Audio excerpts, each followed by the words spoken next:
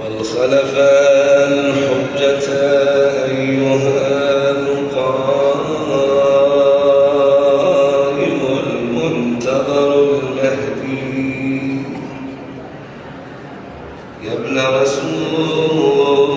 الله يا حجة الله على خلقه يا سيدنا ومولانا إنا توجهنا واستشفعنا وتوسلنا بك إلى الله وقدمناك بين يدي حاجاتنا